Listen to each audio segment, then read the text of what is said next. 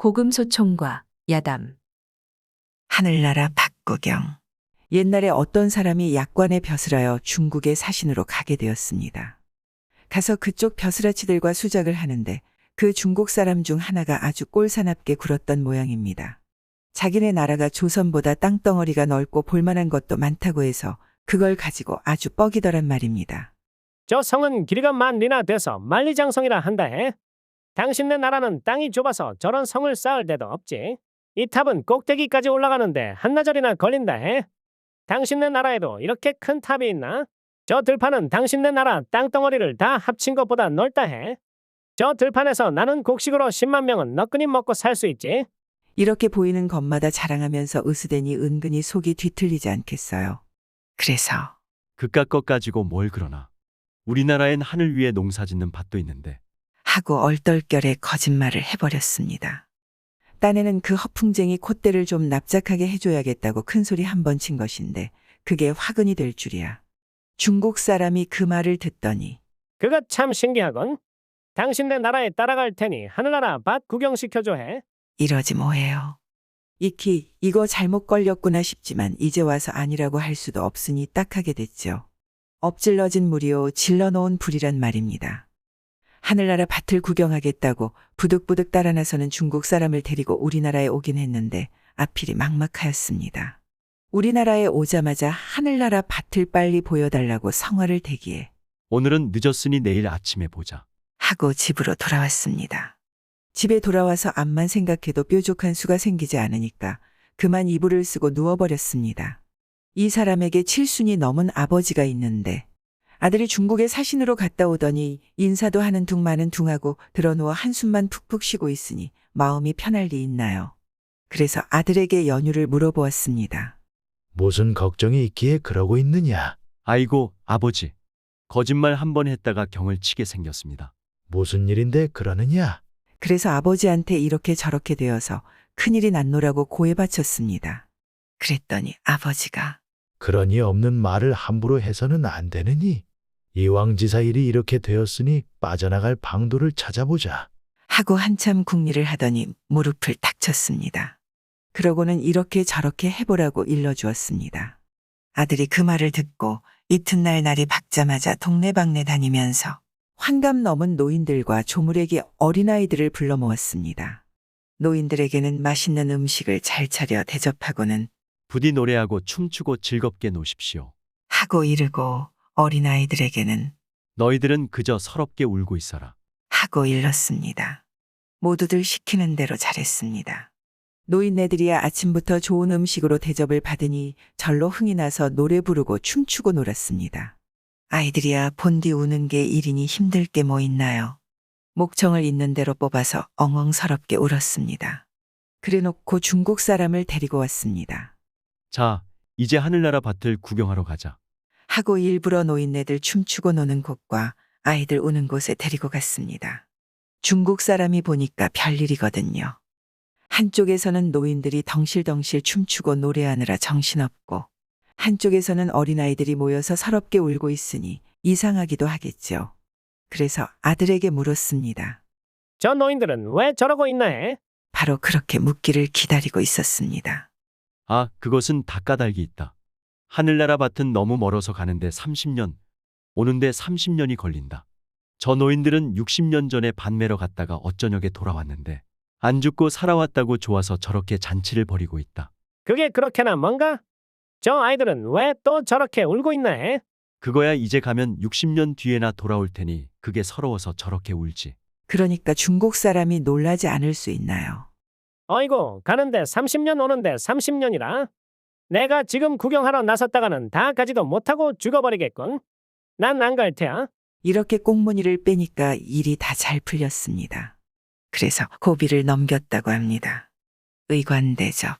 옛날에 고을을 다스리던 수령들은 대개 거들먹거리기 좋아하고 제 한 몸 살찌우기에 바빴다지만 그 가운데에는 덜어 쓸만한 목민관도 있었습니다. 이 이야기도 그런 괜찮은 축에 드는 원님 이야기입니다. 이 원님이 다스리는 고을의 행세께나 하는 부자가 살았는데 이 사람이 위로는 아첨하고 아래로는 떵떵거리는 위인이었습니다. 어쩌다 저보다 지체 높은 사람을 만나면 갖은 아양을 다 떨면서도 농사짓는 백성들을 보면 제 집 하인 다루듯 했습니다. 그러니 백성들 사이에 평판이 나쁠 수밖에요. 발 없는 말이 천리 간다고 그런 소문이 원님 귀에까지 들어갔습니다. 원님은 언젠가 한번 버릇을 고쳐주리라 마음먹고 있었습니다. 그런데 마침 그 부자가 환갑잔치를 하게 되었습니다. 행세하기 좋아하는 사람이라 근방에 이름께나 있는 사람들을 다 불러대니 당연히 원님도 초대를 받게 되었습니다. 원님이 불어 허름한 농사꾼 차림으로 부잣집에 갔습니다. 해진 중에 적삼에 달아빠진 집신을 신고 머리에는 패랭이를 쓰고 혼자서 집 안에 썩 들어갔습니다. 대청에 갖가지 음식을 떡 벌어지게 차려놓고 희낙낙하고 있는 부자 앞에 서서 주인께서는 만수무강하십시오. 하고 축원을 했습니다. 부자가 이맛살을 찌푸리며 내려다보더니 웬 백성이 함부로 지체 높은 양반 틈에 끼려 하느냐? 보아하니 술이나 한 잔 얻어먹으러 왔나 본데 언감생심 마루에 오를 생각 말고 대문간에나 가서 기다려라. 하더니 하인을 불러서 너희들은 대문을 지키지 않고 못들 하느냐? 저 비렁뱅이에게 술이나 한 잔 줘서 내쫓고 앞으로는 자빈 단속을 단단히 하여라. 이러는 거였습니다. 원님이 속으로 그럴 줄 알았다 하면서 선체로 막걸리 한 잔 얻어 마시고 곧장 나왔습니다. 불이 났게 동원으로 돌아와서 이번에는 제대로 차림새를 갖추었습니다. 관복을 차려입고 사모 쓰고 목화 신고 사령들을 여럿 앞세우고 위풍도 당당하게 부잣집으로 갔습니다. 대문을 들어서자 부자가 버선발로 뛰어나와 허리를 굽신굽신하며 온갖 아첨을 다 늘어놓았습니다. 아이고, 사또께서 이런 누추한 곳까지 납시다니 몸둘 바를 모르겠습니다. 어서 윗자리로 오르시지요. 마루에 오르니 상을 다물리라 하고 새로 진수성찬을 상다리가 휘어지게 차려와서 버려놓고 이것저것 권해 올렸습니다. 사또, 차린 것은 없사오나 그저 많이 두옵소서. 원님은 아무 말 없이 주섬주섬 음식을 집어드는데 그걸 입으로 가져가는 게 아니라 다짜고짜 관복에 갖다 넣었습니다. 소매 속에도 집어넣고 허리춤에도 쑤셔 넣고 허리띠에도 끼워 넣고 아니, 사또, 음식이 입에 맞지 않으십니까? 부자가 당황해서 어쩔 줄 모르는데 원님은 태연하게 그 짓을 되풀이하면서 아, 이 음식을 어찌 내가 먹겠소? 의관 대접이니 의관에게 주는 것이 옳지. 하였습니다. 부자는 영문을 몰라 멀뚱멀뚱 원님 얼굴만 쳐다보고 있었습니다. 내 말이 틀렸소. 이 음식은 나를 보고 주는 것이 아니라 내가 입은 의관을 보고 주는 것이 아니오. 사또, 당치 않은 말씀입니다. 소생이 사또께 바치는 음식이지 어찌 의관을 보고 드리겠습니까? 그래요? 그러면 아까 탁배기 한 잔 줘서 내쫓은 것도 내 행색을 보고 그런 게 아니라 나를 보고 그러신 게요? 그제야 부자가 사정을 알아차리고 사색이 되어 그저 죽을 죄를 졌다고 손이 발이 되도록 빌었습니다. 그래서 버릇을 아주 싹 고쳐놨다는 이야기입니다. 호랍이 훈장 장가 보내기. 옛날 어느 마을에 글방이 있었는데 글방 훈장이 호랍이었습니다. 그런데 이 마을에는 젊은 과부 한 사람이 살았습니다. 딸린 자식도 없이 청춘의 지아비를 잃고 혼자 사는 안악이었습니다. 호랍이 3년에 이가 서말이요 과부 3년에 쌀이 서말이라고. 훈장은 사는 꼴이 말이 아닌데 과부 살림은 제법 규모가 있었습니다. 그도 그럴 것이 호랍이가 혼자 살면 음식 차림인들 구색이 맞겠어요. 의복 건사인들 깔끔하겠어요. 게다가 훈장 노릇하며 밥술이나 얻어먹는 처지에 무슨 살림인들 제대로 갖춰놓고 살겠나요. 반면에 과부는 물려받은 전답에 번듯한 집까지 갖추고 알뜰살뜰 살아가니 그 규모가 천지 차이였습니다. 그런데 글방에 다니는 학동 중에서 제법 늘품이 있고 오지랖 넓은 아이가 하나 있었던 모양입니다. 이 아이가 제 훈장 사는 꼴을 보니 너무 딱해서 한 동네 사는 과부와 짝을 지어주려고 이를 꾸몄습니다. 하루는 훈장에게 넌짓이 오늘 때 보았습니다. 훈장님, 음양이 조화를 이루는 것은 만물의 이치 아니옵니까? 그렇지. 훈장님께서 혼자 사시는 것은 그런 이치에도 어긋나는 줄로 압니다. 그놈이 별소리를 다 하는군. 훈장님께서도 상처를 하셨고 저 건너 과수댁도 상보를 하였으니 두 분이 재혼을 한다 해도 그리 허물이 되지는 않을 듯합니다. 듣자 하니 이놈이 못하는 소리가 없구나. 행여딴 데 가서 그런 말 말아라. 공연히 수절하는 청상에게 흠집 낼 소리로다. 훈장이 속마음으로야 은근히 바라는 바이지만 겉으로 내색할 수 없어 이쯤 나무라고 말았습니다. 아이가 그만 눈치를 모를까요. 바싹 다가 앉아서 무어라고 훈장에게 귓속말로 속닥거리니 훈장은 그놈 그놈 하면서도 싫지 않는 눈치였습니다. 그러니 훈장님께서는 그냥 들어가서 가만히 앉아 계시기만 하십시오. 그렇게만 하시면 일은 다 된 것이나 다름없습니다. 그러다가 온 동네에 우윳거리 될까 두렵구나. 글쎄 걱정 마시라니까요. 동네 사람들도 다 바라는 바입니다. 그것 참. 그러고 나서 이튿날 아침 일찍 아이가 과부댁에 찾아갔습니다. 이댁 아주머니 계십니까? 왜 그러느냐? 과부가 아침밥을 짓느라 부엌에 있다가 얼굴을 내밀었습니다. 우리 훈장님 모시러 왔습니다. 그게 무슨 말이냐? 너희 훈장님께서 여기 계실 까닭이 없는데. 에이, 아주머니도 온 동네 사람들이 다 알고 있는데 왜 그러십니까? 뭘 안다는 거냐? 우리 훈장님이 이 댁에서 주무신다는 건 삼척동자도 다 아는 일입니다. 이쯤 되니 과부 얼굴이 홍당무보다 더 새빨개졌습니다. 그때 이웃 사람이 소를 빌리러 왔습니다. 논을 갈게 소를 하루만 빌려달라고 하니까 사랑방 문이 덜컥 열리더니 언제 왔는지 훈장이 호톱바람으로 방에 가부좌를 틀고 앉아서 우리도 오늘 논을 갈아야 하니 안 됐지만 소는 딴 데 가서 빌리시오. 하지 뭐예요. 일이 이렇게 되면 온 동네에 소문나기는 금방이죠. 이제 와서 그게 아니라고 길길이 뛰어봐야 우윳거리밖에 더 되니 과부도 사리에 밝은 사람인지라 모든 눈치를 다 알아차리고 모처럼 부탁인데 못 들어드려서 어쩌지요? 우리도 오늘 논을 갈아야 한답니다. 하더랍니다. 그렇게 해서 둘이 내외가 되어 잘 살았답니다. 진드기와 파리, 황희 정승이야 모르는 사람이 어디 있을라고요. 그 황희 정승이 총각 처녀 짝지어준 이야기입니다. 옛날에 궁녀라고 하면 이게 임금이 가진 물건이나 다름없었습니다. 임금이 죽어라 하면 죽는 신용이라도 해야 하는 게 궁녀 신세였습니다. 게다가 임금 얼굴 한 번 못 보았어도 평생을 수절하며 살아야 하는 게 또한 궁녀 신세죠. 그러니 궁녀가 임금 몰래 외간 남자를 만난다는 건 곧 목숨을 내놓은 일이 아니고 뭐겠나요. 그런데 그렇게 목숨을 걸고 한 총각을 만나는 궁녀가 있었나 봐요. 원래 이 처녀 총각은 한 동네에 살면서 일찍부터 장례를 약속한 사이였는데 처녀가 그만 사냥 나간 임금 눈에 들어 궁궐로 들어가게 되었습니다. 그러니 한시도 처녀를 못 잊는 총각은 밤마다 수십 리길을 걸어 궁궐로 달려가곤 했습니다. 남의 눈을 피해 궁궐담을 넘어 들어가서 대숲에 숨어 있으면 처녀가 또 남의 눈을 피해 대숲으로 와서 만나곤 했습니다.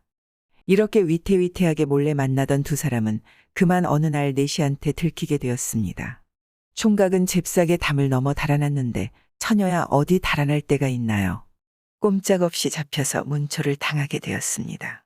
곤장을 맞고 주리를 틀리면서도 처녀는 끝내 사랑하는 사람 이름을 대지 않았는데 신하들이 처녀가 살던 마을에 내려가 수소문한 끝에 총각의 정체를 알아냈습니다. 이렇게 해서 총각은 쫓기는 신세가 되었습니다. 몇 날 며칠을 숨어 다니며 이 국리 저 국리하던 총각이 드디어 어질다고 소문난 황희 정승을 찾아가기로 했습니다. 죽기 살기로 딱한 사정을 말하고 처녀를 풀어줄 것을 청원해 보리라 하고서 말입니다. 그런데 막상 황정승네 집 대문 앞까지 가고 보니 더는 발길이 안 떨어지더랍니다. 참대같이 곧다고 소문난 황정승에게 그런 사사로운 사정을 들이대기가 거북했던 게죠. 생각다 못해 총각은 그동안의 사정을 종이 쪽지에 세세하게 적어서 굴비 두rum에 매달아 정승 집담 안에 던져 넣었습니다. 이튿날 아침에 황정승 부인이 장을 뜨려고 장독간에 나와보니 난데없는 굴비 한 두rum이 떨어져 있지 않겠어요. 이상하게 생각하고 굴비 두rum을 들어올리니 종이 쪽지가 달려 올라오는 것이었습니다. 펼쳐보니 구구절절이 애틋한 사연이라 부인이 그만 감동을 했습니다. 한나라의 정승이 되어서 이런 억울한 일을 바로잡지 못한다는 것이 될 말인가. 그런데 이 양반 성질이 워낙 꼬장꼬장해서 탈이야. 굴비 두rum째로 내보이면 틀림없이 부정한 물건이니 내버리라 할 것이고 종이 쪽지만 불쑥 내밀었다가는 사사로운 청원이라고 읽어보지도 않고 물리칠지 모르니 이 일을 어떡한다. 부인이 궁리 끝에 종이 쪽지를 다시 굴비 두rum에 매달아 마당에 놀고 있는 개한테 던져주었습니다. 정승 집에 붙어 살면서 여태 보리누룽지만 얻어먹던 개는 이게 웬 떡이냐고 달려들어 맞바람에 개는 감추듯 먹어치웠습니다. 그래놓고 부인이 남편 들으라고 일부러 큰 소리로 투덜거리기를 원영감도 망령이지. 말로는 청렴이니 결백이니 하면서 뒷구멍으로 백성들 고열이나 빠는 줄 누가 알았겠나. 이러니 황정승이 깜짝 놀라 뛰어나올 수밖에요. 뭐라고? 그게 무슨 말이요? 황정승이 나와보니 마당에 웬 굴비 두rum이 떨어져 있는데 벌써 개가 깨끗이 먹어치웠습니다. 그러고 보니 그 굴비가 뇌물이라면 개가 받아먹은 셈이거든요. 물리치고 말고 할 것도 없는지라 새끼줄에 매달린 종이 쪽지를 펴보았습니다. 쪽지에 적힌 글을 다 읽고 나더니 가타부타 말도 없이 의관을 차려입고 휘적휘적 활개를 저으며 궁궐로 갔습니다. 궁궐에 들어가서 임금을 보자마자 황정승은 허 웃기부터 하였습니다. 임금 앞에서 큰 소리로 웃는 것은 불경이라 임금이 노여워하는 빛을 띄어도 자꾸 허허 웃기만 하니 좌중이 모두 어이가 없어서 입을 딱 벌리고 황정승 입만 쳐다보았습니다.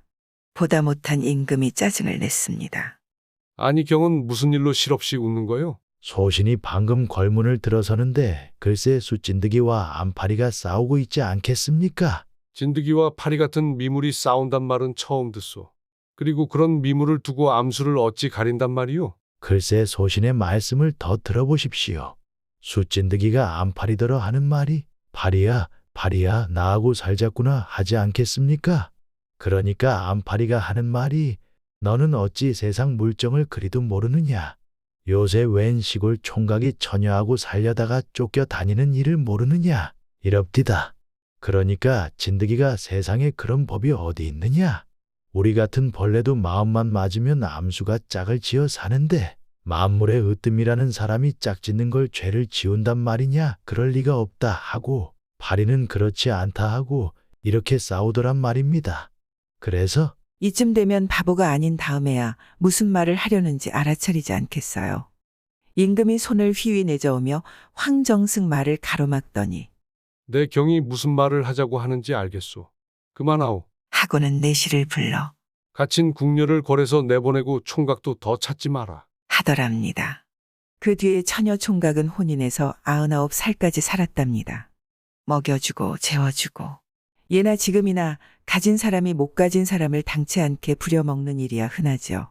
그럴 때는 꾀를 써야지 섣불리 힘으로 이기겠다고 덤벼서는 일이 안 돼요. 어디 이런 이야기 한번 들어보세요. 옛날에 일찍이 부모를 잃고 바람같이 떠돌아다니는 총각이 하나 살았습니다. 이 총각이 하루는 어느 마을을 지나는데 웬 젊은 부부가 집 앞에 앉아 눈물을 줄줄 흘리면서 울고 있더랍니다. 하도 구슬프게 울기에 연유를 물었더니 우리 집 6살 배기 외동아들이 부잣집에 머슴으로 끌려갔소. 작년에 흉년이 들어 양식이 떨어졌기로 부잣집에 보리쌀 한 가마를 구워 먹었는데 올해도 흉년이라 갚을 길이 없게 됐어요. 그 빚을 못 갚았다고 빚 대신에 아이를 끌고 가니 이런 억울한 일이 어디에 있겠소? 이러는 거였습니다. 가만히 듣고 보니 아닌 게 아니라 기가 막혔습니다. 6살이면 이제 겨우 부모 품 안에서 응석이나 부릴 나이인데 그런 애를 머슴으로 부려먹겠다고 끌고 갔으니 참해도 너무했죠. 총각이 가만히 생각해보니 그런 경이 없는 사람에게는 꾀를 쓰는 게 상책이다 싶었습니다.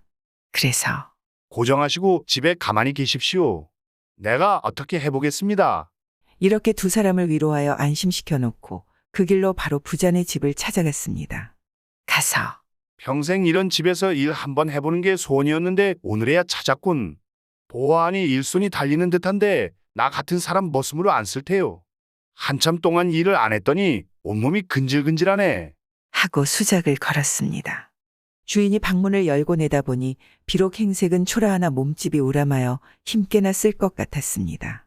안 그래도 일손이 달려 6살배기 어린아이까지 논밭으로 내몰던 참에 이게 웬 떡이냐 싶지만 세경 받아서 한미천 잡으려는 건달을 들였다가는 본전 찾기 바쁘겠기에 짐짓 슬쩍 어깃장을 놨습니다.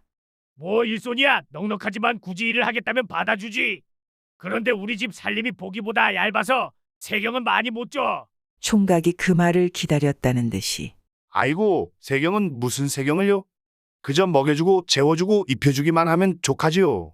이렇게 서근서근하게 나오니 주인이 그만 입이 해벌어졌습니다.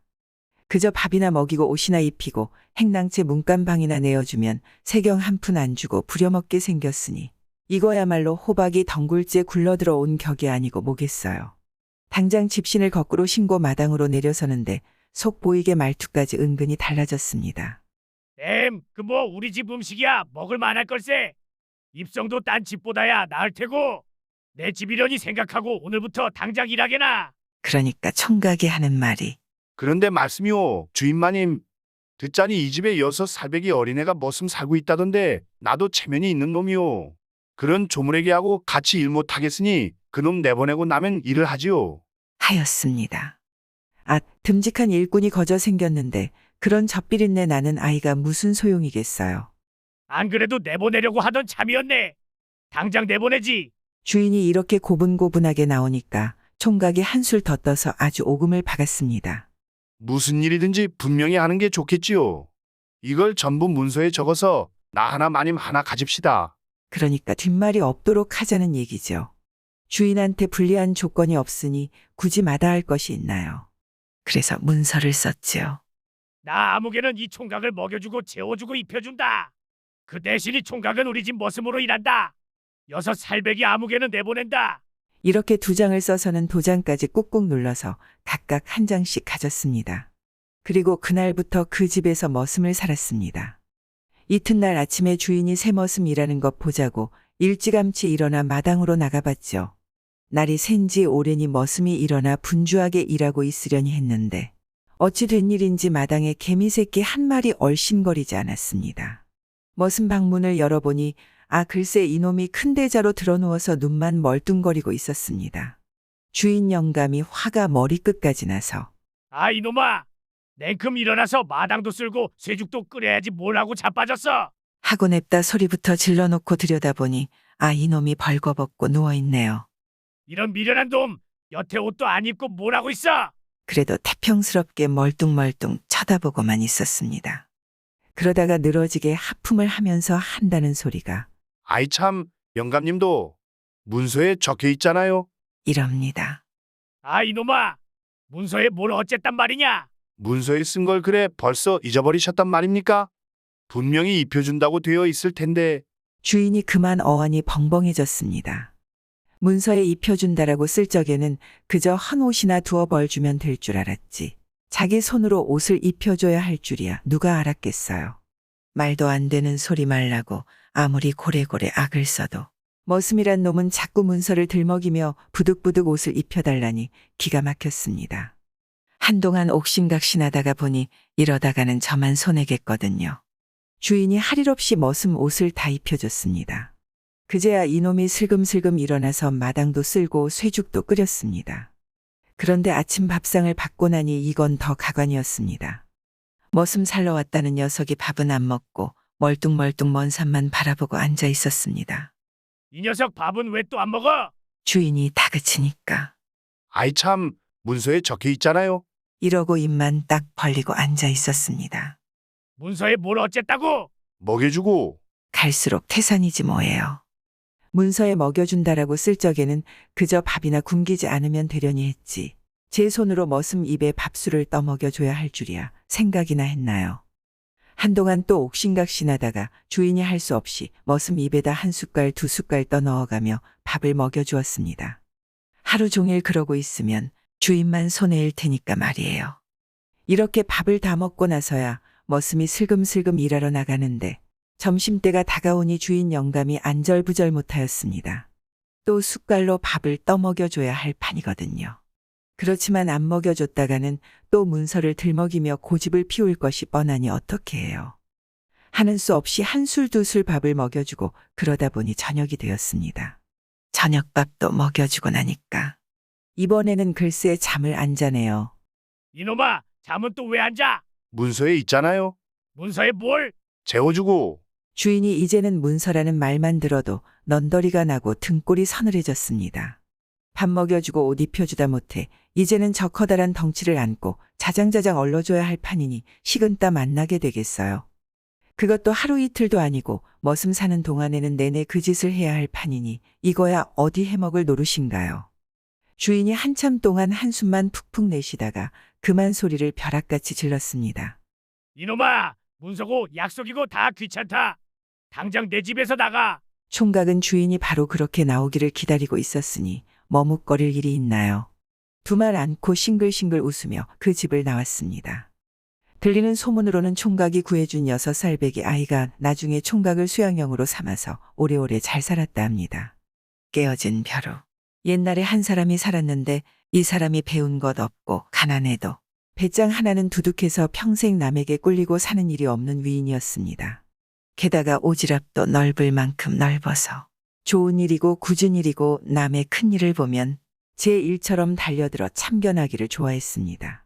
이 사람 사는 동네에 역졸 일을 하는 사람이 있었는데 한 번은 그 역졸집 앞을 지나다 보니 안에서 대성통곡하는 소리가 들리는 것이었습니다. 오지랖 넓기로 치면 둘째 못 갈 이 사람이 그걸 보고 그냥 지나칠 수 있나요? 대뜸 들어가서 사정을 물었습니다.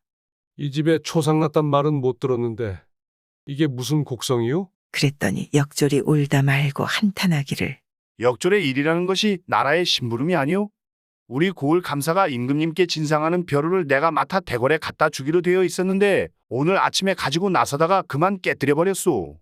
깨진 벼루를 가져갔다가는 내 모가지가 열이라도 붙어 있지 못할 테니 어찌 통곡할 일이 아니란 말이오? 이러는 거였습니다. 듣고 보니 참 딱하게 되었습니다.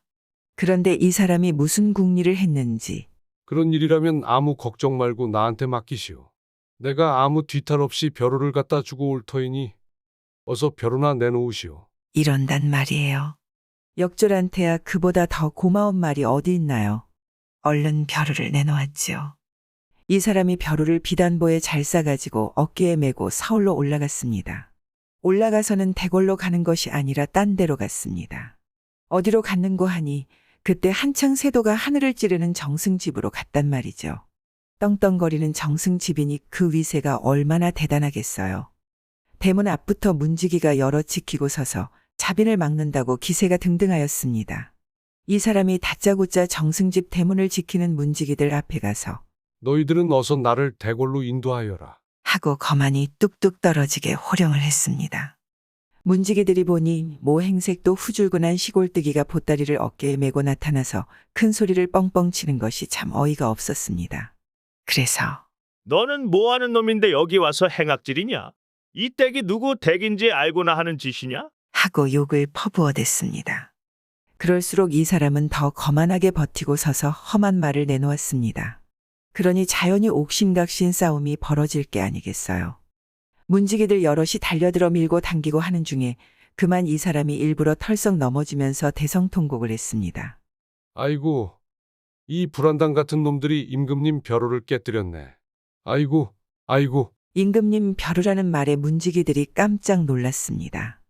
아무리 새도 있는 정승집 문지기라고 해도 임금님이라는 말에 기가 안 죽을 수 있나요? 그만 겁을 먹고 정승에게 달려가 이러이러한 놈이 와서 옥신각신하다가 임금님 벼루를 깨뜨렸다 한다고 고해 바쳤습니다. 정승도 들어보니 예산일이 아닌 것 같아 이 사람을 불러들였습니다. 어찌 된 일인지 자초지종을 말하여라. 아이고, 대감. 저는 아무 고을 감사의 부탁으로 귀한 벼루를 대궐에 가지고 가는 참이었는데 이댁 문지기 놈들이 그만 벼루를 깨뜨려 놓았습니다요. 이 일을 어찌하면 좋겠습니까? 정승이 가만히 생각해 보니 이 일이 알려지는 날에는 저한테 허물이 돌아올 것 같았습니다. 저희 집 문지기들이 벼루를 깨었으니 주인한테 허물이 안 돌아올 수 있겠어요. 그래서 좋은 말로 이 사람을 달랬습니다. 이왕지사 일이 이렇게 된 것을 어쩌겠느냐. 내 그 고을 감사에게 사람을 보내 뒤탈이 없도록 해줄 터이니 너는 이 일을 모르는 것으로 하고 그만 내려가도록 해라. 이쯤만 돼도 얼마나 좋아요. 죽을 목숨 하나를 살려놨으니 더 바랄 게 뭐예요. 그런데도 이 배짱 좋은 사람은 거기서 물러서지 않고 대감께서 뒤탈이 없도록 해주신다니 고맙습니다마는 만약에 이 일이 임금님께 알려지는 날이면 제 모가지가 100개라도 살아날 가망이 없으니 저는 이 길로 아주 멀리 가서 숨어 살아야겠습니다. 그런데 당장 노자가 없어서 한 걸음도 뗄 수가 없으니 어찌하면 좋습니까? 이러고 능청을 떠니 정승이 어떻게 해요. 돈 냥깨나 쥐어보냈습니다. 그래서 참 애매한 목숨 하나 구하고 저도 횡재를 해서 잘 살았답니다. 돌절구 재판. 옛날에 어떤 장사꾼이 장사를 하러 나섰다가 물건을 다 팔고 이제 집으로 돌아가는 길이었습니다. 물건을 다 팔았으니 돈이 꽤 생겼을 것 아니에요. 그걸 전대에다 넣어서 허리에 차고 가는 판인데 가다가 날이 저물어 길가 주막에 들렸습니다. 주막에 들려서 밥을 먹고 뒷간에 가려고 보니 허리에 찬 전대가 무척 거치적거렸습니다. 그걸 차고 볼일을 보다가 흘러내리는 날에는 뒷감당도 못할 것 같았습니다. 그래서 어찌할까 망설이는데 마침 뒷간 들머리에 큼지막한 돌절구가 하나 있었습니다. 옳지, 저기에다 넣어두면 되겠다. 보는 사람도 없으니 거기 잠깐 넣어두고 뒷간 갔다 온 데서 무슨 탈이 날 것 같지는 않았습니다. 그래서 그렇게 했습니다. 돌절구 안에 전대를 넣어두고 뒷간에 들어가서 볼일을 보고 나왔습니다. 아, 그런데 나와보니 그새 전대가 없어졌습니다. 감쪽같이 사라졌습니다. 아이고, 이 일을 어째? 장사에서 번 돈을 몽땅 잃어버렸으니 눈앞이 캄캄하였습니다. 가만히 생각해보니 자기가 뒷간에 있을 동안 그 앞을 지나간 사람이라곤 주막 주인밖에 없었습니다. 아까 잠깐 주인이 돌절구 근처를 얼쩡거리는 걸 봤거든요. 귀신이 한 짓이 아닌 다음에야 누군가 손을 댔단 얘긴데 그게 주인 말고는 도무지 그럴 사람이 없단 말이에요. 그래서 주막 주인한테 물어봤습니다. 아까 혹시 돌절구 안에 돈 넣어둔 건 못 봤소? 그러니까 주인이 손사래를 쳤습니다. 아, 못 봤소. 그래서 다시 물었습니다. 내가 뒷간에 있을 동안 절구 근처를 지나간 사람은 주인장밖에 없는데 정말로 못 봤단 말이오? 그러니까 주인이 펄쩍 뛰었습니다. 거참 생사람 잡는군. 못 봤다는데 왜 넋지요? 옥신각신하다가 안 되겠다 싶어서 이 사람이 그 길로 관가에 갔습니다. 가서 원님에게 자초지종을 낱낱이 아뢰었습니다. 일이 이만저만하여 장사에서 번 돈을 몽땅 잃어버렸습니다. 부디 찾아주십시오. 원님이 말을 듣더니 사령을 시켜서 주막 주인을 데려오라 일렀습니다. 주막 주인이 오니까 하나하나 캐어 물었습니다. 이 사람이 당신네 주막에서 돈을 잃어버렸다는데 정말 모르는가? 예, 모릅니다. 그때 주막 안에 다른 사람은 없었고 없었지만 나는 모르는 일입니다.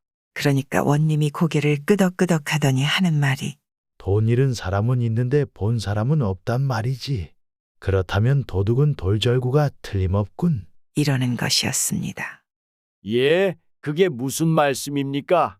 돌절구가 도둑이라니요. 그렇지 않으면 저 사람이 돈을 돌절구에 넣어두고 볼일 보는 사이에 돈이 없어졌다는데 그때 주막 안에는 주인 말고 다른 사람은 아무도 없었다면서. 그건 그렇습니다만. 그런데 주인은 모르는 일이라니 돌절구밖에는 알리가 없지 않나? 귀신이 한 짓이 아니라면 돌절구 소행이 틀림없지. 안 그런가? 예, 예. 듣고 보니 과연 그렇습니다요. 주인이야 속으로 우습긴 하지만은 잘 되었다 싶었습니다. 어쨌든 자기한테 죄가 안 돌아오게 됐으니 말이에요. 그런데 생각할수록 우스워서 쿡쿡 웃느라고 난리도 아니었습니다. 말도 못하고 움직이지도 못하는 돌절구가 도둑이라니 우습지 않 우스워요. 바보가 아니고서야 그런 판결을 내리겠느냐 말이에요. 그러거나 말거나 원님은 다시 말을 잇기를. 그래서 말인데 그 돌절구를 그냥 두어서는 안 되겠다.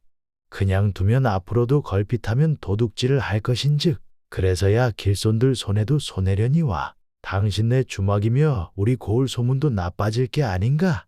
그걸 당장 없애야겠으니 주인은 내일 안으로 돌절구를 저다가 70리 밖바다에 빠뜨리고 오라.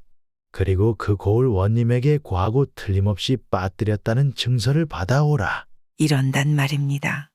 주막 주인이 들어보니 하늘이 노래질 일이었습니다. 그 무거운 돌절구를 70리 밖 바다에까지 어찌 나르겠어요.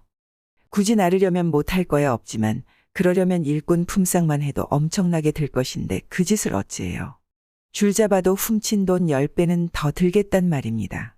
익히 안 되겠다 싶어서 원님 앞에 엎드려 애걸복걸을 했습니다. 사또, 그러지 말고 그냥 제가 돈을 그냥 물어주면 안 되겠습니까? 아니, 주인은 아무것도 모른다면서? 애매한 사람이 덤터기를 써서야 될 말인가? 저희 집 돌절구 지신이 저한테도 허물이 없다 할 수 없지요. 그래? 그러면 일은 돈을 다 물어주고 앞으로 다시는 그런 일 없도록 돌절구 단속을 잘하겠는가? 예, 예. 여부가 있겠습니까? 이렇게 해서 장사꾼은 잃은 돈을 고스란히 되찾았다는 이야기입니다. 원님 꾀가 묘하지 않나요? 벽시송사. 옛날에 김서방하고 이서방하고 이웃해 살았는데 두 집이 다른 건 다 어슷비슷하건만 자식 복이 달랐습니다. 살림도 고만고만하고 농사 규모도 어금버금하고 먹성 입성도 그렇고 한데 한 집은 자식이 풍년이고 한 집은 흉년이었습니다. 김서방네는 자식이 5이나 되는데 이서방네는 자식이 하나도 없었습니다. 이서방네 부부가 가만히 생각해보니 나이는 벌써 50이 다가오는데 이러다가는 영영스라의 자식 하나 없이 외롭게 살다 죽을 것 같았습니다. 그런데 그때 마침 이웃집 김서방네가 또 아들을 낳았습니다. 6째 아이를 낳았단 말이죠.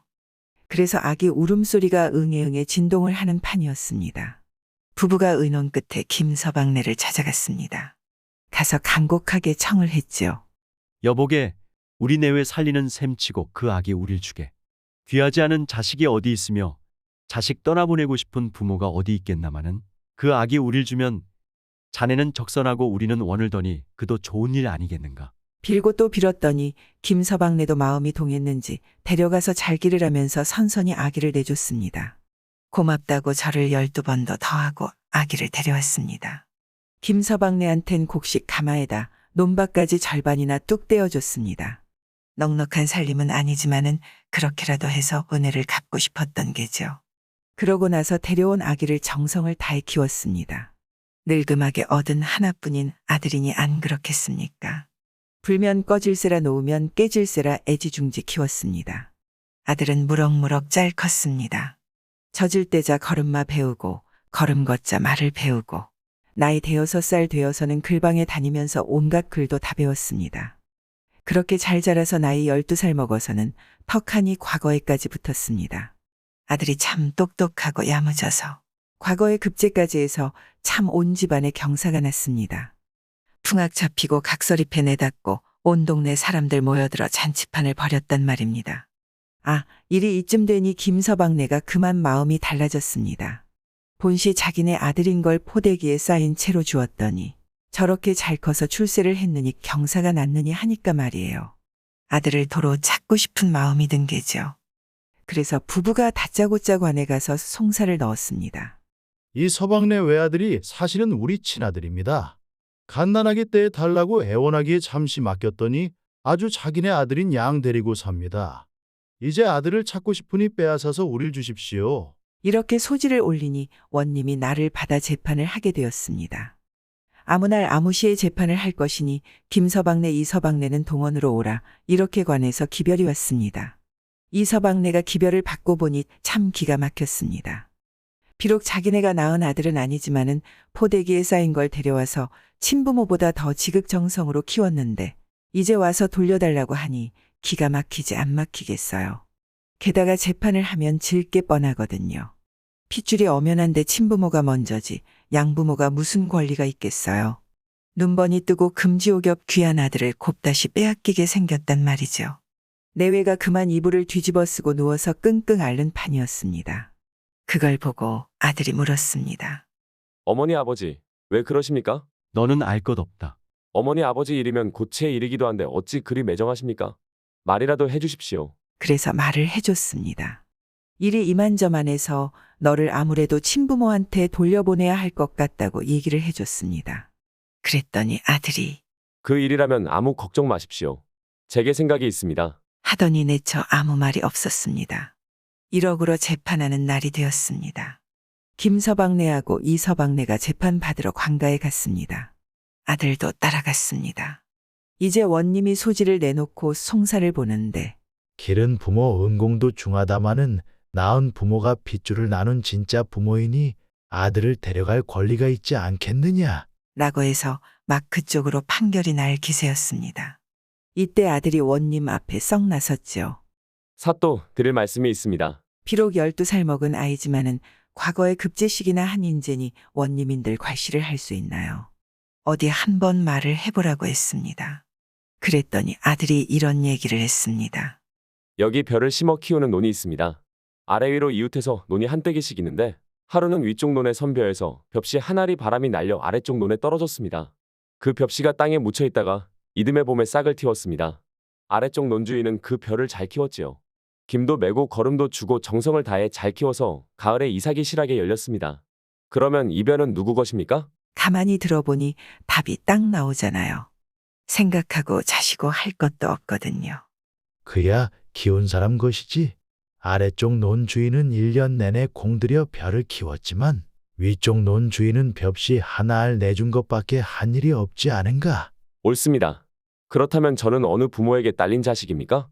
낳은 부모입니까? 기른 부모입니까? 이것도 답이 뻔하죠. 벽시 일이랑 다를 바가 없잖아요. 그래서 원님이 마음을 고쳐먹고 판결을 다시 내렸습니다.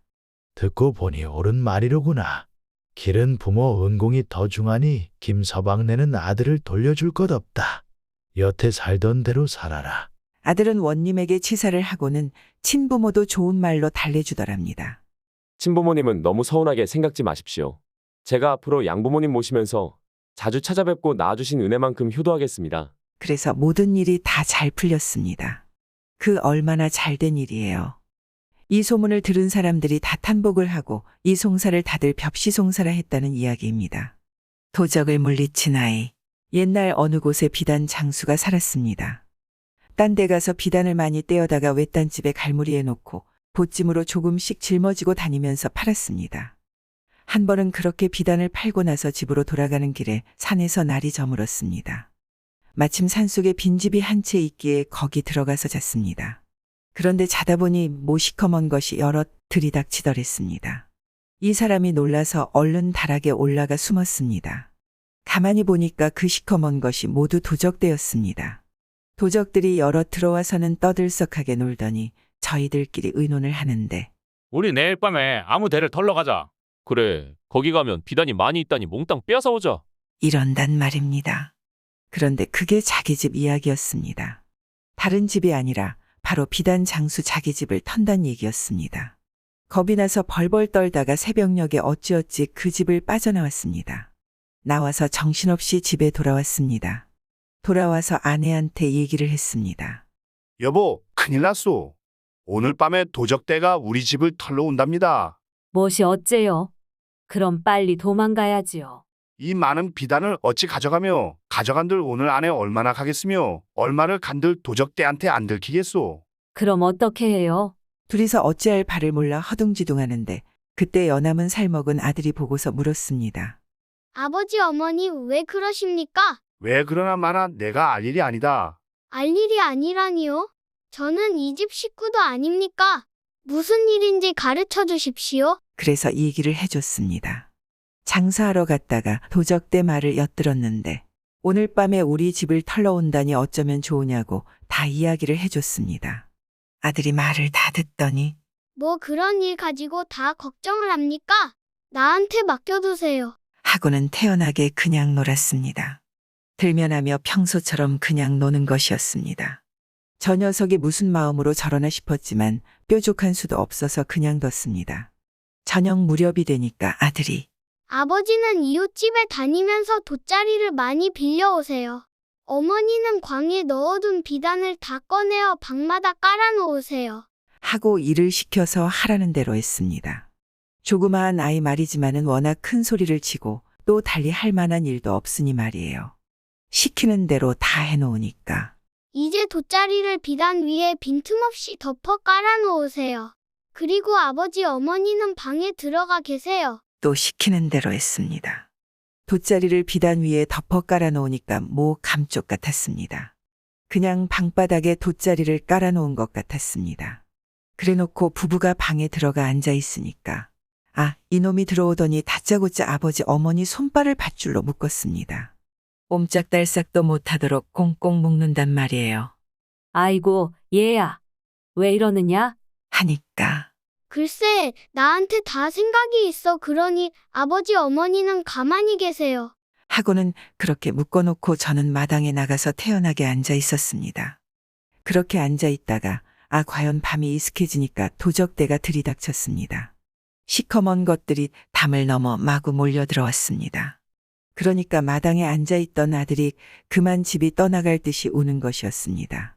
아이고, 우리 아버지 어머니 살려주세요. 하고 우니까 도적대가 이상해서 물을 것 아니겠어요. 너는 여기서 왜 오느냐? 하니까 아까 초저녁에 도적대가 와서 우리 집 비단을 다 빼앗고는 아버지 어머니를 저렇게 묶어놓고 갔습니다. 어찌나 단단히 묶어놨는지 풀지도 못하겠습니다. 제발 우리 아버지 어머니 좀 살려주세요. 하는 것이었습니다. 도적들이 가만히 보니까 정말로 그렇거든요. 부부는 손발이 꽁꽁 묶여 방 안에 갇혀 있고 아이는 마당에 앉아 아버지 어머니 살려달라고 울고 집안 어디를 봐도 비단은 없고 그러니까 고지 들을 수밖에요. 그거 참 뛰는 놈 위에 나는 놈 있다더니 우리보다 더 날랜 도적대가 있을 줄이야. 하고는 그냥 돌아가더랍니다. 아이 부탁대로 부부 손발 묶은 밧줄까지 풀어주고 갔습니다. 그렇게 해서 무사히 도적대를 물리쳤다는 이야기입니다. 여름 기러기. 그리 멀지 않은 옛날 이야기입니다. 벼슬아치들이 죄다 썩어 문드러져서 매관매직이 예산일일 때 이야기입니다. 그때 북촌 고을의 권세가 당당한 정승이 살고 있었습니다. 권세 있는 정승이면 당연히 문객이 들끓게 마련인데 이 문객이라는 것이 다 그렇고 그런 건달들이었습니다. 돈깨미나 갖다 바치고 정승 비위나 슬슬 맞춰가며 어정거리다가 벼슬이나 한 짜리 얻어볼 욕심으로 득실되는 거죠. 그런 문객이 늘어날수록 정승은 처지가 더 난처하게 되었습니다.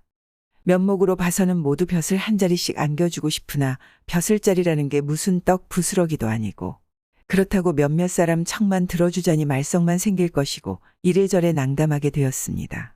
그래서 정승이 한 가지 꾀를 냈는데 그 꾀가 무엇인고 하니 이야기를 잘 꾸며대서 자기를 감쪽같이 속이는 사람에게 벼슬자리를 주기로 했습니다. 그러면 뒷말도 없을 것이고 사내가 그만한 입담과 배심이 있어야 큰일을 할 수 있다는 구실도 되니 좀 좋아요. 그래서 문객들이 저마다 정승을 속인다고 난리가 났습니다. 별별 해괴한 거짓말을 들고 나와 능청을 떨었지만 어지간한 속임수에 넘어갈 정승이 아니었습니다. 미리 그만 대책도 없이 판을 벌였으려고요. 아무리 그럴듯한 거짓말을 꾸며대도 정승이 좀처럼 넘어가지 않으니 모두들 헛물만 켜고 나앉지 뭐예요. 소문을 듣고 산지사방에서 꾸역꾸역 모여드는 사람들은 많았지만 모두들 내놓은 거짓말이 신통치 않았던지 아무개가 벼슬자리 얻었단 말은 종래 들리지 않았습니다. 일이 이쯤 되자 한다 하는 능청꾸러기들도 죄다 두 손을 들고 말았습니다. 아무래도 벼슬자리 얻기는 영 글렀다고 생각한 사람들이 하나둘 보따리를 싸서 떠나버리니 그 잘난 속임수 판도 슬슬 거둘 때가 되었습니다. 이때 남촌에 사는 젊은이 한 사람이 몇 안 남은 문객들 틈에 슬그머니 끼어들었습니다. 본래 집안도 변변치 못한 데다가 살림도 찢어지게 가난하여 벼슬자리는 꿈도 못 꾸어본 형편인데 정승이 이런 일을 벌이고 있다는 소문을 듣고 찾아온 거죠. 이 젊은이가 정승 앞에 나아가 한마디 하겠다고 했습니다. 자네는 처음 보는 젊은이로군. 그래, 무슨 말로 날 속일 텐가? 정승은 별로 탐탁지 않게 대했지만 젊은이는 개의치 않고 슬슬 말문을 열었습니다. 대감, 제가 아까 댁으로 오는 길에 참 이상한 것을 보았습니다. 그런 말은 많이 들어봤지. 그래, 무엇을 봤는고? 다름이 아니오라 수표교를 건너다 보니 기러기 한 마리가 앵두를 물고 날아가다가 다리 위에 떨어뜨리지 않겠습니까? 주워서 보니 어찌나 큰지 장독간에 된장독만 했습니다. 정승이 그런 시시한 거짓말은 귀가 아프도록 들어본지라 하품을 하며 받아넘겼습니다. 말도 안 되는 소리 말게. 그런 앵두가 세상에 어디 있어? 참 다시 생각해보니 된장독이 아니라 간장독만 했습니다. 그만한 앵두도 없어. 아니 사발만 했습니다. 그것도 거짓말이야. 간장 종지만 했습니다. 거짓말. 밤톨만 했습니다. 거짓말. 이렇게 차츰 줄여나가다가 참 잘 생각해보니 앵두만 했습니다. 하게까지 됐단 말입니다. 앵두를 앵두만 하다는데 뭐라고 하겠어요. 참 딱한 사람이군. 그래, 그까짓 어린애 장난 같은 말로 날 속이려 했나? 이제 사실대로 말했으니 그만 가보게. 그런데 젊은이는 빙글빙글 웃으며 한 번 더 다짐을 놓았습니다. 틀림없이 제가 사실대로 말씀드렸죠. 글쎄 그렇다니까. 그러니 날 못 속인 게야. 대감님께서는 안 속으려고 하셨지만 분명 속으셨습니다. 어째서? 앵두를 앵두만 하다고 했는데 뭘? 누가 앵두를 가지고 그런답니까? 기러기 말씀이지요. 이 한여름에 기러기가 어디 있겠습니까? 대감께서는 설마 기러기가 9시월이나 되어서 날아온다는 걸 모르지는 않으셨겠지요. 이렇게 되어서 정승은 꼼짝없이 당하고 말았습니다. 젊은이는 소원대로 군수 한 자리를 얻어가지고 갔는데 당시로서는 보기 드문 청백리가 되었답니다. 대장장이와 목수의 이사. 어느 마을에 대장장이와 목수가 이웃해서 살았습니다. 그런데 대장장이네 집과 목수네 집은 바짝 붙은 게 아니라 사이가 좀 떨어져 있었습니다. 그 사이가 뜬 곳에는 대밭이 하나 있었습니다. 대장장이는 쇠를 다루는 사람이니 밤낮 챙강거리는 게 일이었습니다. 쇠를 달구는 데는 풀무질이요, 쇠를 두드리는 데는 망치질인데 그 소리가 좀 시끄러운가요? 챙강 푸시시 챙강 이러고 밤낮으로 소리를 냈습니다. 목수도 나무를 다루는 사람이니 밤낮 툭닥거리는 게 일이었습니다. 나무를 자르는 데는 톱질이요, 못을 박는 데는 망치질인데 이건 또 좀 시끄러운가요? 뚝딱뚝딱 시울렁 뚝딱 이러고 밤낮으로 소리를 냈습니다. 이렇게 챙강 뚝딱뚝딱 하면서 살았는데 어느 해에 웬 양반이 이 마을에 이사를 왔습니다. 서울에서 높은 벼슬을 하다가 나이가 많아서 쉬러 내려온 양반인데 이 양반이 제 딴에는 좋은 집터를 찾는다고 직관을 데리고 왔다 갔다 하더니 대장장이와 목순의 집 사이에 있는 대밭이 천하명당이라고 거기에 터를 잡았습니다. 대를 모두 베어내고 그 자리에 고래등 같은 기와집을 턱 지어놓고 사는 거였습니다. 명당자리 집터에 집을 짓고 사는 것까지는 좋은데 하루 이틀 살아보니 이거 원 시끄러워서 견딜 수가 없었습니다. 앞뒷집에서 밤낮으로 소리를 내는데 앞집에서 챙강하면 뒷집에서 뚝딱하고 앞집에서 푸시시하면 뒷집에서 시울렁하고 이거 뭐 소리가 끊이지를 않았습니다. 본래 이 마을에 살던 사람들이야 그 소리가 귀에 있기도 했지만 다 같이 일하면서 사는 사람들이라 시끄러운 줄을 모르죠. 도리어 하루라도 챙강 뚝딱 소리가 안 나면 잠이 안 올 만큼 정이 붙었습니다. 그렇지만 평생 일 안 하고 글만 읽고 살던 양반님 귀에는 그 소리가 무척 거슬렸습니다. 양반님 내야 그저 둘레가 고요해서 마당에 오동잎 치는 소리까지 들려야지 글도 읽히고 시도 나오고 그런 모양입니다. 아, 이래서 이 양반이 참 견딜 수가 없었습니다. 글 좀 읽으려고 하면 챙강, 시 좀 읊으려고 하면 뚝딱 이러니 사람 환장할 노릇이었습니다. 마음 같아서는 저 두 놈의 집을 몽땅 부숴버리고 대장장이와 목수에게 곤장이나 몇 대 안겨서 멀리 쫓아버렸으면 좋겠는데 저희 집 종도 아니고 명색 양민한테 그럴 수는 없었습니다. 생각다 못해 이 양반이 하루는 대장장이와 목수를 찾아갔습니다. 먼저 대장장이를 찾아가서 내가 풍수를 좀 볼 줄 아는데 자네 집터가 오행으로 말하면 물의 터일세. 자고로 물이라고 하는 것은 불과 상극이니 불을 다루는 자네 일에는 맞지 않으이. 더 늦기 전에 딴 데로 이사를 가는 것이 좋겠네. 이사하려면 돈이 들 터이니 내가 좀 보태줌세. 이렇게 구슬리면서 돈 양께나 조인해 놓았습니다. 그랬더니 대장장이는 아이고, 대감께서 소인을 이렇게나 생각해 주시니 몸둘 바를 모르겠습니다요. 분부대로 합지요. 하고 선선히 응낙을 했습니다. 이제 됐다 하고 그 다음에는 목수를 찾아가서 내 지리를 보니 자네 집터가 오행으로는 불의 터일세. 불이라고 하는 게 뭔가? 나무를 태우지 않나? 그러니 나무를 다루는 자네한테는 맞지 않으이. 내 이사 비용을 좀 보태줄 터이니 딴 데로 집을 옮기게나. 하고서 또 돈 양께나 조인해 놨습니다. 그랬더니 목수도 그것 참 고마우신 말씀입니다요. 소인은 무식해서 여태 그런 것도 모르고 살았습지요. 하면서 당장이라도 이사를 가겠다고 하였습니다. 양반은 제가 낸 꾀가 생각할수록 대견스러워서 싱글벙글하면서 집에 돌아왔습니다. 돌아와서 방에 느긋하게 앉아있으니 아닌 게 아니라 저녁에 대장장이와 목수가 찾아와서 내일 이사를 가게 됐다면서 인사를 했습니다. 그것 참 잘 되었다 하고 떡이야 술이야 잘 대접해서 돌려보냈습니다. 이튿날이 되어서 이 양반이 일어나 보니 아침부터 앞뒷집에서는 전보다 더 요란하게 챙강 뚝딱 하는 소리가 났습니다. 밀린 일을 마저 해놓고 이사를 가려나 보다 하고 그 소리가 그치기만 이제나 저제나 하고 기다렸습니다. 그런데 해가 중천에 떠도 그놈의 시끄러운 소리가 그치지를 않았습니다. 좀 있으면 조용해지겠지 했는데 날이 어둑어둑해질 때까지 그놈의 소리가 그칠 기미도 안 보였습니다. 아, 이놈들이 사람을 속여도 분수가 있지. 오늘로 이사를 가겠다고 해놓고 이게 무슨 짓인가. 양반이 화가 다락같이 나서 대장장이네 집으로 달려갔습니다. 가보니 이게 어찌 된 일인지 대장장이는 안 보이고 목수가 일을 하고 있더란 말입니다. 목수가 양반을 보더니 천연덕스럽게 한다는 말이 약속드린 대로 오늘 이리로 이사를 왔습지요. 듣자 하니 대감께서 이 집터가 물에 터라 하셨다지요.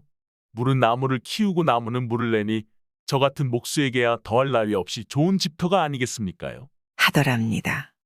양반이 기가 탁 막혔지만 할 말이 없어서 입맛만 쩍쩍 다시다가 목수가 이사 오기 전에 살던 집으로 가봤습니다. 거기서는 목수 대신 대장장이가 일을 하고 있었습니다. 대장장이도 천연덕스럽게 하는 말이 대감께서 말씀하시기를 이 집터가 불의 터라고 하셨다기에 이리로 이사를 왔습지요. 불의 터라면 저 같은 대장장이에게 안성맞춤이 아니겠습니까요? 하더랍니다. 그러니까 둘이서 집만 받고 앉은 것이었습니다. 어쨌거나 이사를 하긴 했으니 약속은 지킨 거고 양반이 제 입으로 물에 터니 불에 터니 해놨으니 입이 10개라도 할 말이 없게 되었습니다. 제 꾀에 제가 쏘가 넘어갔다는 게 이를 두고 한 말이었습니다.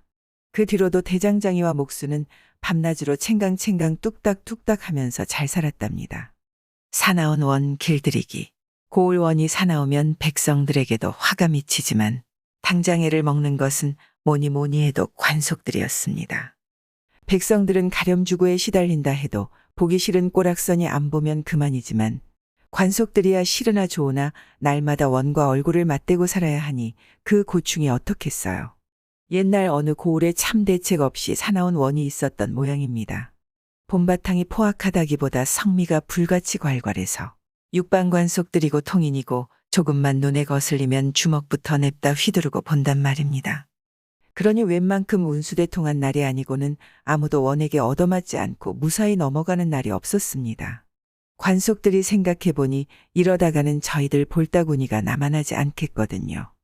어떻게 하면 저 사나운 원의 손버릇을 고쳐줄까 하고 이 궁리 저 궁리 하다가 한 번은 용한 꾀를 냈습니다. 원이 조회를 마치고 혼자 동원해서 글을 읽고 있을 때를 기다려 저희들끼리 쑥덕쑥덕 하더니 힘께나 쓰는 통인 하나가 동원으로 슬슬 들어간단 말입니다. 그리고 앞뒤질 것 없이 성큼성큼 당상에 오르더니 다짜고짜 원의 볼따구니를 힘껏 갈기는 거였습니다. 아님 밤중에 홍두깨 격으로 뺨을 한 대 얻어맞은 원이 그만 눈이 뒤집혀 길길이 뛰었습니다. 그도 그럴 것이 제 앞에서 얼굴도 바로 못 들던 천한 통인 놈이 벌건 대낮에 뺨을 후려갈기니 어디 제정신일까요? 울 때가 터져라 소리쳐 관속들을 불렀습니다. 여봐라, 걔 아무도 없느냐? 그 사이에 통인은 슬금슬금 꽁무니를 빼고 관속들은 속내를 다 알면서도 저희들이 꾸민 일인데 왜 몰라 짐짓 놀란 듯이 우르르 모여들어 허리를 굽실굽실하였습니다. 사또, 무슨 일이옵니까? 어서 통인놈을 붙잡아 형틀에 묶어라. 사지를 찢어놓겠다. 통인이 무슨 죄를 지었기에 그러십니까? 그 미친놈이 내 뺨을 때리지 않겠느냐? 원이 길길이 뛰는데도 관속들은 아무도 나서지 않고 그저 눈만 멀뚱멀뚱하고 서 있었습니다. 원이 벼락같이 재촉을 하니 이방이 시치미를 뚝 떼고 나서서 사또, 고정하십시오. 아무리 미쳤기로 그놈이 죽기를 작정하지 않은 다음에야 그런 일을 저지르겠습니까? 필시 헛것을 보신 게지요. 하였습니다. 그러니 다른 관속들도 멀뚱하게 서서 고개만 주걱거리고 있단 말입니다. 원이 그것을 보고 더 노발대발하는 사이에 다른 통인이 주르르 원의 아들에게 달려가서 능청스럽게 고해 바쳤습니다. 아이고 책방 도련님, 큰일 났습니다요. 사또께서 발작을 하셨습니다요. 원의 아들이 버선발로 달려와 보니 제 아버지가 눈이 뒤집혀 입에 거품을 물고 고래고래 악을 쓰고 있단 말입니다. 아버님, 제발 고정하십시오. 뭐라고? 고정하라고? 통인놈이 내 뺨을 때렸는데도 고정을 해. 이제 보니 내 놈도 한통속이로구나. 원이 분을 못 이겨 아들의 엉덩이를 걷어차니 그 서슬에 아들이 넘어지면서 책상 문갑이 다 부서졌습니다. 아들이 엉금엉금 기면서 빨리 의원을 부르라고 재촉을 했습니다. 이래서 원은 졸지에 미친 사람 취급을 받게 됐단 말이죠. 그 괄괄한 성미에 미친 사람으로 몰리니 더 화가 나서 날뛰었지만 아무도 원의 말을 믿어주는 사람이 없으니 어떻게 했겠어요. 치미는 분을 사기며 가슴을 치고 있을 수밖에요. 그때 마침 감사가 그 고을을 지나게 됐던 모양입니다. 지나다가 이 고을 원이 병이 들어 정신이 이상해졌다는 소문을 듣고 찾아왔습니다. 딴에는 문병도 하고 위로도 해주려고 들렀는데 이 원은 마침 하소연할 때가 생겼다고 생각하고 마구 푸념을 늘어놨습니다. 아이고 대감, 이런 원통한 일이 어디 있겠습니까? 글쎄 벌건 대낮에 통인놈한테 뺨을 얻어맞지 않았겠습니까? 감사가 듣고 보니 얼토당토하는 헛소리를 늘어놓는 것이 소문대로 병이 들어도 아주 단단히 들었거든요. 몇 마디 더 나누어 보고는 도저히 안 되겠다 싶었던지 그날로 파직을 시켰습니다. 저렇게 병이 중에 가지고야 어떻게 정사를 보겠느냐 하고 말이에요. 그래서 원은 벼슬을 잃고 서울로 올라갔는데 그 뒤로도 어쩌다 뺨 맞은 이야기만 꺼내면 모두들 병이 도졌다고 의원을 부른다 약을 달인다 난리법석을 피우니 어떻게 하겠어요. 숫째 입을 다물고 소가리만 하며 평생 그러고 살았답니다. 구독과 좋아요, 알람 설정 부탁드리옵니다.